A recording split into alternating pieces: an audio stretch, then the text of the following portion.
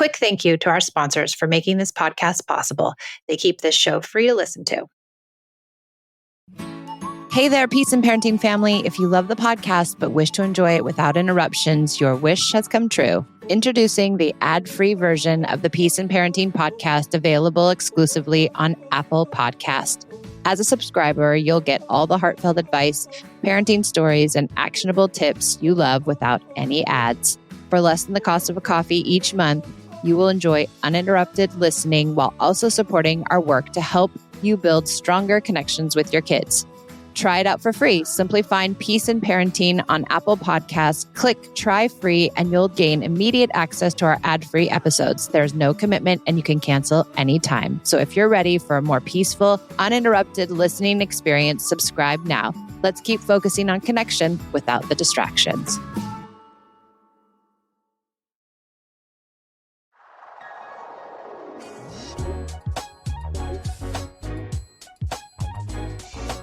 Thanks for joining me on the Peace and Parenting podcast. I'm so glad you're here. Hi, everybody. Welcome back to the Peace and Parenting podcast. I'm Cammie. I'm a Peace and Parenting certified coach, and I'm so glad you're here today. For those of you who don't know me yet, I'm a mom of 2 children, an 8-year-old boy and a 4-year-old girl. I found my way to this work the way many of you did. I was a mom of young kids, my oldest being sensitive and high needs. I didn't want to parent the way I was raised, and I was looking for tools that didn't involve yelling or threatening or bribing. I honestly was looking for a magic formula to apply, and then I found Peace and Parenting. I did the work, and it helped me create beautiful, connected bonds with both of my children. I joined the Peace and Parenting community. I went through the coaching certification course about 1.5 years ago, and I've been working as a Peace and Parenting coach for just over a year now. So when I show up here, I'm showing up as someone who has lived this, who is currently living this, and who works every week with parents of young kids navigating exactly what we're going to talk about today. Here's what so many parents have heard somewhere along the way from someone they trusted: that your child needs a behavior plan, a token chart, a firmer hand, that connection-based parenting is fine, sure, for other kids, but yours is different.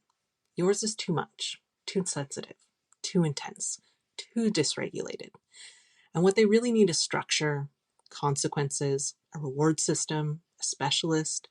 Connection-based parenting is not going to work. Maybe it was a therapist who said it. Maybe it was a school.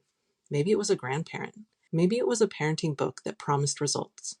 And maybe, and this is the one that haunts the most, maybe it was someone who was supposed to be helping your child and instead made you feel like you were the problem.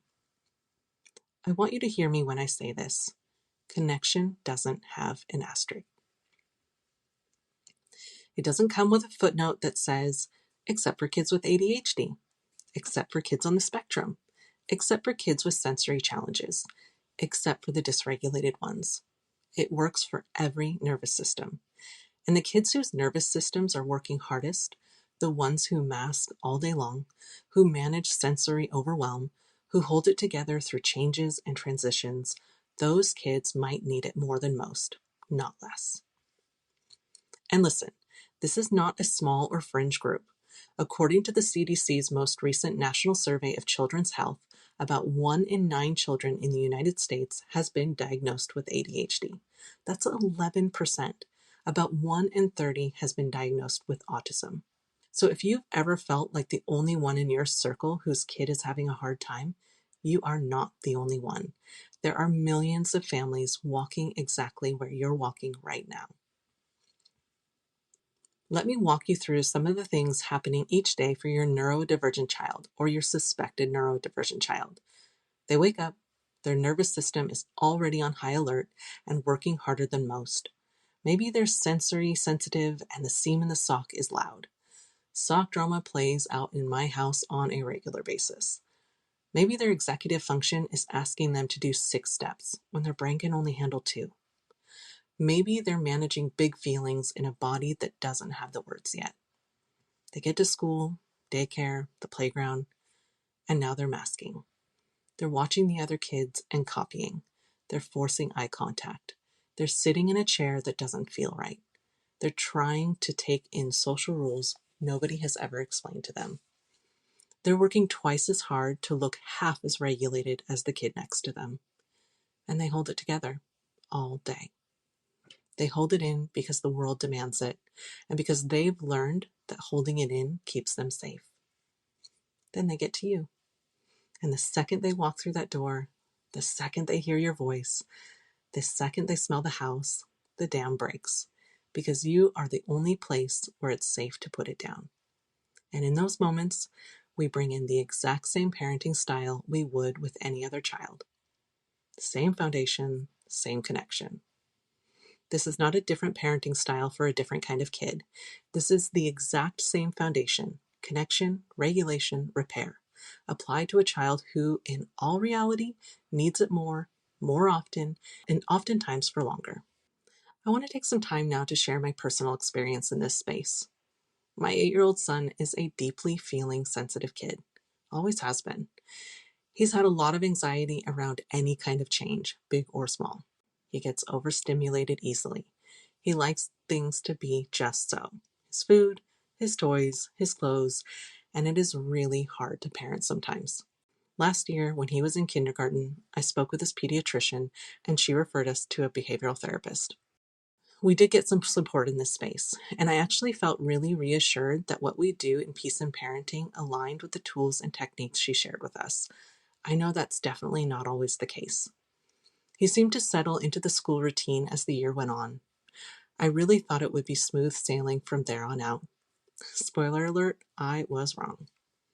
Cut to this year. He's in first grade, and the beginning of the school year was even harder for him than kindergarten. It was becoming more and more clear that his brain works differently than some of his peers. The first month of school was one of those seasons you don't want to repeat again as a parent. I leaned on every Peace and Parenting tool and technique. Connection, special time, empathy, repair, self-care, you name it, I had to use it. He had a meltdown pretty much every morning about not wanting to go to school. Getting dressed, brushing teeth, getting in the car, every step was so hard. And it didn't stop when we got to school. Some days I literally had to carry him into the school. Thankfully, his school is absolutely incredible, and they worked with us. We made a plan for him to go to the school counselor's office when we arrived and play with the toys for about 15 minutes. Then the counselor would walk him to class. A couple of weeks later, it was 10 minutes. Then a couple more weeks later, it was 5 minutes. Then I started walking him directly to his classroom myself. This continued for a little while until one day I asked him, "Do you want to walk in by yourself today? I know you can do it." He immediately said no and was actually a bit annoyed with me that I even had the audacity to suggest the idea. I said, "That's fine. I know you'll do it when you're ready." The very next day, we got to the school's front door and he said, "I'm going to walk in by myself today." That was months ago, and we have not looked back. We still have some tough mornings, but they are not the norm anymore. Every day he goes to school, he is doing the hard thing, and I was able to be alongside him while he built his resilience, his skills, his confidence to do the hard thing. No reward charts, no bribes, no punishments or threats, no lectures, just connection. I anticipate next year could be challenging, but we have another year of experience to draw from. He has done the hard thing before, and this is how kids build resilience. In January of this year, we started the evaluation process for autism. We have not yet finished that process, but we have come away with a diagnosis of generalized anxiety disorder and sensory processing disorder. We've been referred to occupational therapy, and the evaluation was just a couple weeks ago. Once again, I was so relieved to hear that the OT's tools aligned with Peace and Parenting principles. I know this is not always the case, maybe not even typical. And I don't know if it's because of the state I live in or just that we have been lucky with our providers, but the message has been the same. Keep doing what you're doing. So if you're listening, I want you to think about something for a minute. Maybe you're driving, maybe you're walking, maybe you're folding laundry. You don't have to answer me out loud, but I want you to ask yourself, what's the hard thing your child is working on right now? School drop-off, sleep, transitions, eating, whatever it is for your family, just hold that in mind as we keep going. Because what we're about to talk about is exactly how to be alongside them while they build the resilience to do that hard thing. Here's what I want every parent of a child whose brain works differently to understand and to say to themselves on the hard days. Behavior is communication. It is always, always communication. And for your child whose brain is wired to feel more, sense more, react more, and recover slower, the behavior is louder, longer, and more frequent. But it's the same mechanism every other kid is using. They're telling you something. The screaming, the hitting, the flopping, the hiding under the table, the refusing to put on shoes, the bolting from the room. None of that is defiance. None of it is manipulation. None of it is your kid trying to win. It's a nervous system that is tapped out, and a nervous system that is tapped out cannot learn from an imposed consequence. It cannot reason with a sticker chart. It cannot listen to a lecture. It can only co-regulate with someone calmer than it is. And that someone is you. Not a perfect, never stressed, infinitely patient version of you, the real you. The you who is learning to breathe. The you who is learning to pause. The you who walks into the room and says, I'm right here and we're going to get through this together. If you take one thing away from this segment, let it be this. Before you have any conversation about behavior with your child, ask yourself one question first. Is my child's body calm enough to talk? If the answer is no, regulation and connection come first, always. The conversation can wait, the lesson can wait. The teaching moment will be there in 20 minutes when their brain comes back online. Right now, your only job is to be calm. I want to say something carefully because I know there are professionals in your child's life that you trust, and I'm not here to tear any of them down. There are wonderful clinicians out there doing beautiful work, and we've been so fortunate to connect with some of them. But here's what I see over and over again in the families I coach. Consequences. The timeout, the loss of privilege, the firm voice, the count to 3, they require executive function to learn from. They require a child's brain to connect cause and effect, to plan ahead, to inhibit an impulse. Those are exactly the parts of the brain that are offline when your child is dysregulated. So you're trying to teach a lesson with the door closed. Reward charts and token systems can work for a minute, but they often increase masking. Your child performs the behavior to get the sticker, and the cost of that performance shows up later, at home, in the meltdown that didn't make sense. They don't teach regulation, they teach compliance. And compliance and connection are not the same thing. And the firmer hand approach, I'll just be honest with you, the firmer you go with a dysregulated nervous system, the more dysregulated the nervous system gets. You're pressing the gas pedal of a car that's already out of fuel. Nothing is going to happen. The engine cannot perform. I am not anti-boundaries and limits. I am not anti-structure. I am not anti-help. I am anti any of those things without connection. Because any of the things you try to build without connection are scaffolding without a foundation. And eventually, all of it falls down. And the research is starting to catch up to what we've been seeing in our work for years. A 2024 study published in the journal Children looked specifically at families of kids with ADHD, and it found that parenting characterized by warmth and communication predicted fewer emotional regulation difficulties, while parenting characterized by criticism and rejection was the strongest predictor of attention problems, anxiety, and dysregulation. So when somebody tells you firmer is the answer, the research is telling us the opposite is true. Warmth wins, connection wins, every time.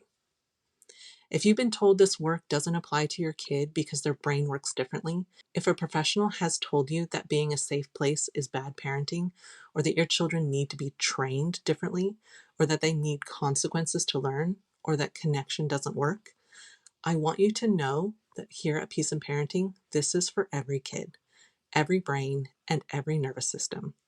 And if you want to talk to someone about your specific situation, there's a link in the show notes, and we'd love to talk to you. Okay, let's get practical. Here are the 3 shifts I take every parent of a neurodivergent or suspected neurodivergent child through. They're simple, they're not easy, but they change everything. Shift 1, translate, don't punish.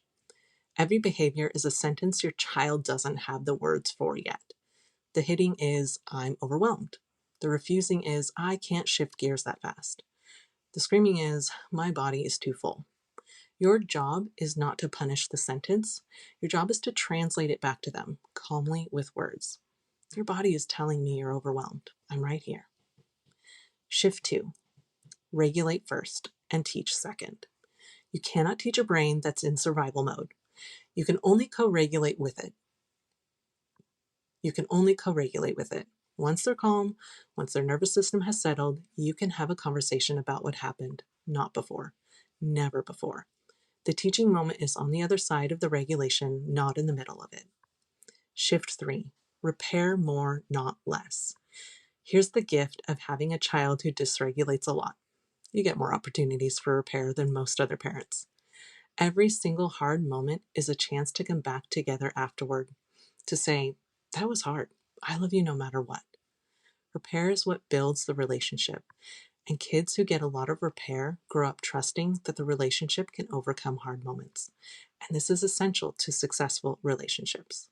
I want to talk about the hardest part of this for a minute, because I know it's sitting in the chest of a lot of you right now.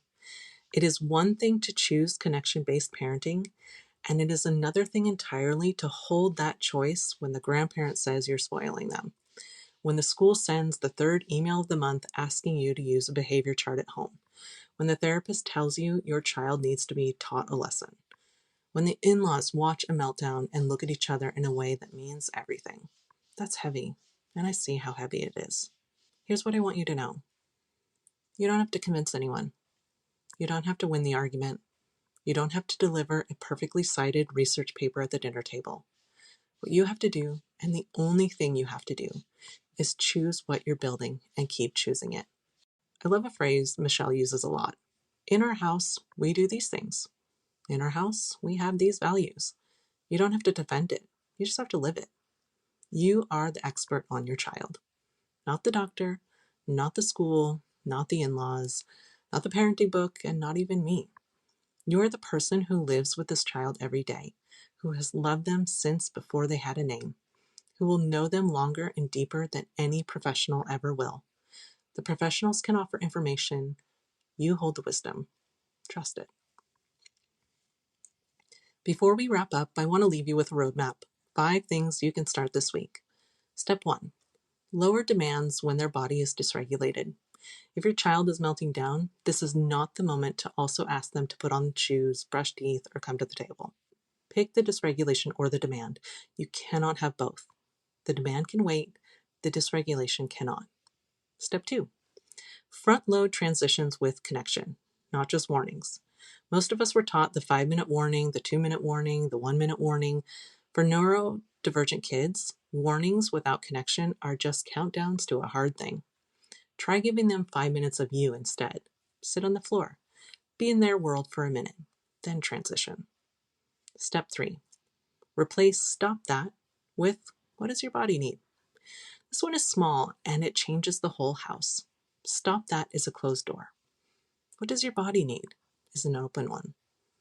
It tells your child their body is allowed to have needs and that you're the person who helps figure them out. Step 4. Repair after every hard moment. Not because you were wrong, but because the relationship is the work. Repair is not an apology contest. It's just coming back together. That was hard, and I love you no matter what. Those are the only words needed. Step 5. When advice from outside doesn't fit your kid, trust what you know. You can be polite, you can be respectful, you can take the parts that help and leave the parts that don't. But you do not have to outsource your authority over your own child. And here's my challenge for you this week. Pick one transition, just one. Morning, school pickup, bedtime, screens off, and front load it with 5 minutes of pure connection. No requests, no corrections, no warnings about the next thing, just you, near them and in their world. Then do the transition. Watch what happens. The cooperation that follows might surprise you. If today landed for you, I want to leave you with a few resources you can take with you. First, Michelle has 2 episodes of this podcast that go deeper on exactly what we've covered today. The first is called Using Connection with Neurodiverse Children. It's Michelle in conversation with parenting expert B. Moyes, who brings her experience and insight to a wide range of children and their unique needs. The second is called Is Connection the Missing Link in Parenting Neurodivergent Kids? That one is Michelle reflecting on why so many of us are taught that compliance is the metric, and what changes when we stop measuring our kids by how well they obey and start measuring the relationship instead. Second, Michelle's book, Unpunished. It's not a manual, it's a relationship guide and a memoir of how she got here, because she came to this work after years of doing all the consequence-based things herself. If today landed for you, the book will deepen everything we talked about. You can find it at unpunishedbook.com. And finally, if you want one-on-one support with a coach who knows your family, your child, and your specific situation by name, there's a link in the show note to schedule a free discovery call with our team. We'd love to talk to you. Before I let you go, I want to come back to where we started. You have been told your child needs a different parent, a firmer parent, a more structured parent, a different version of you for a different kind of kid. Your child doesn't need a different parent. They need the parent you're already becoming, the one who chose connection when the world told you to choose control. You showed up today. You listened to a whole episode about this. That matters. Hold that truth, and I'll see you next week. Thank you for joining me on the Peace in Parenting podcast. I'll see you next time.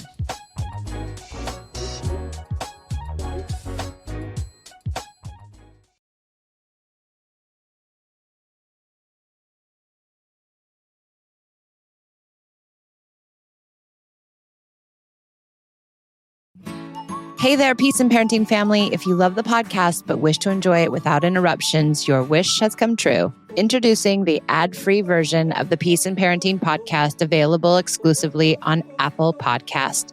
As a subscriber, you'll get all the heartfelt advice, parenting stories, and actionable tips you love without any ads. For less than the cost of a coffee each month, you will enjoy uninterrupted listening while also supporting our work to help you build stronger connections with your kids. Try it out for free. Simply find Peace in Parenting on Apple Podcasts, click Try Free, and you'll gain immediate access to our ad-free episodes. There's no commitment and you can cancel anytime. So if you're ready for a more peaceful, uninterrupted listening experience, subscribe now. Let's keep focusing on connection without the distractions.